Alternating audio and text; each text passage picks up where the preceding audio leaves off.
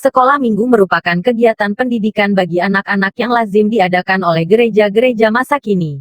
Namun demikian tidak semua orang tahu bagaimana asal mula adanya sekolah minggu. Pendidikan iman untuk anak memang dapat ditelusuri dari tradisi Yahudi dan awal kekristenan. Namun istilah sekolah minggu sebagai wadahnya baru terjadi pada abad 18 sampai 19.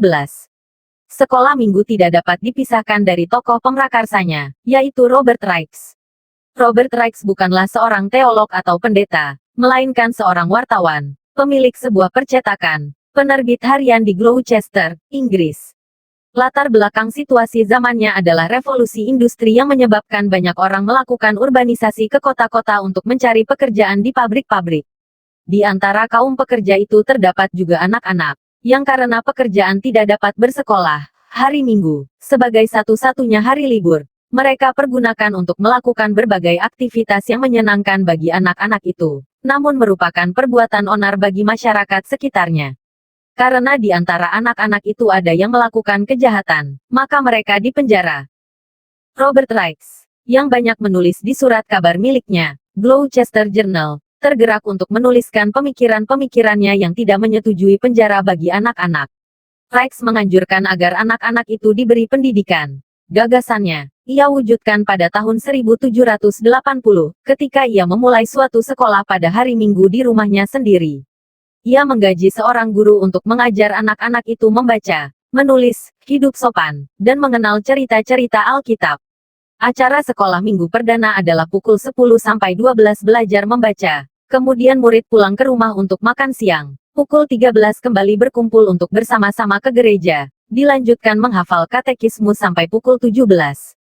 Sekalipun sering ditentang oleh majikan yang tidak suka buru-burunya mampu membaca, siapa tahu ada yang membaca Revolusi Perancis, kemudian memperjuangkan hal yang sama di Inggris. Sekolah minggu yang dipelopori Raikes berkembang dengan pesat di seluruh Inggris. Ketika Raikes meninggal dunia, murid sekolah minggu di Inggris telah mencapai 400.000 orang lebih.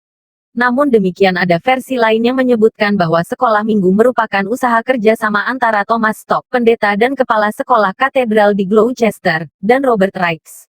Barangkali ini juga benar, namun yang mempopulerkan sekolah minggu ke khalayak luas adalah Raikes melalui surat kabarnya. Dari sejarah mulainya sekolah minggu ini, jelaslah bahwa pada mulanya sekolah minggu ditujukan bagi anak-anak miskin dan tidak terikat pada salah satu denominasi. Bahkan dapat dikatakan sekolah minggu merupakan gerakan kaum awam dalam menjawab situasi konkret yang mendesak saat itu. Sampai sekolah minggu berkembang di Amerika Serikat, gerakan kaum awam interdenominasional ini masih berlanjut. Namun demikian, perlahan-lahan sekolah minggu kemudian menjadi bagian dari kehidupan gereja. Sekolah minggu yang mulai berkembang di Amerika Serikat sekitar 10 tahun sesudah sekolah minggu yang pertama di Inggris mengalami berbagai perkembangan di tempat yang baru ini. Sekolah minggu dinilai sebagai sarana pendidikan, sehingga ada yang kemudian berkembang menjadi sekolah umum. Sekolah minggu juga dinilai sebagai sarana perkembangan demokrasi, karena di banyak tempat sekolah minggu ditujukan untuk semua anak dari berbagai latar belakang. Namun secara umum sekolah minggu di Amerika Serikat pada abad 19 ini kurang kritis terhadap situasi perbudakan yang terjadi. Sekolah minggu berusaha bersikap netral agar tidak menyinggung mereka yang melakukan praktek perbudakan. Maka sekolah minggu lebih menekankan kesalehan pribadi, yang diwujudkan dengan menghindari kemabukan, dan bukan kesalehan sosial yang menentang perang dan perbudakan.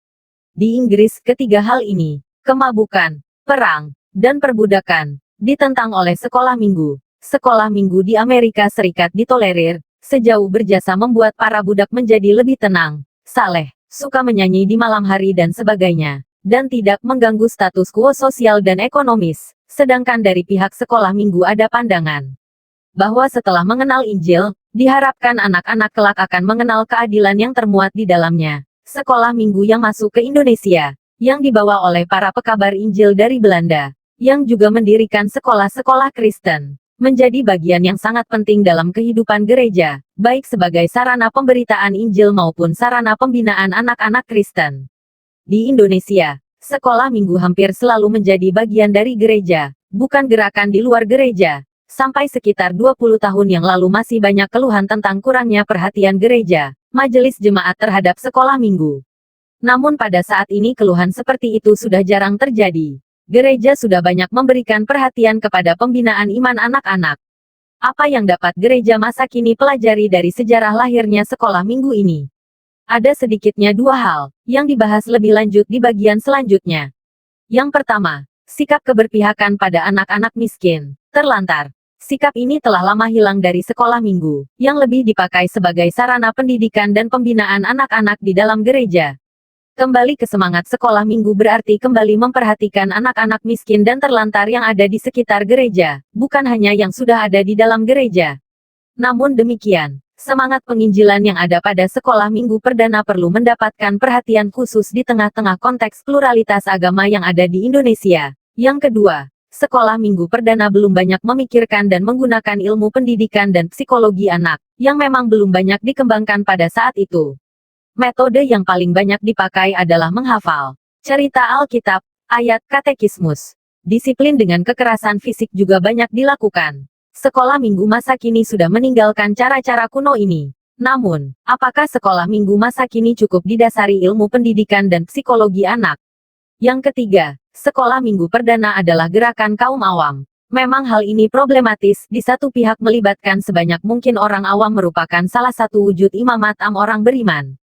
Namun, di lain pihak, ada kelemahan teologis yang terjadi pada sekolah minggu yang perlu disadari dan diatasi. Belajar dari sejarah sekolah minggu merupakan hal yang sangat penting bagi dasar dan pengembangan sekolah minggu masa kini. Dengan belajar dari sejarah sekolah minggu, semangat untuk berpihak pada anak yang miskin dan terlantar kembali dihidupkan dalam gereja. Dengan belajar dari sejarah sekolah minggu, berbagai aspek pendidikan Kristiani untuk anak juga dikembangkan. Bagaimana memanfaatkan ilmu pendidikan dan psikologi, namun tetap pada dasar teologis yang kuat. Anak bukan hanya manusia berpotensi, namun juga manusia berdosa. Anugerah Allah dihayati tidak hanya pada berkatnya, tapi juga pengampunannya.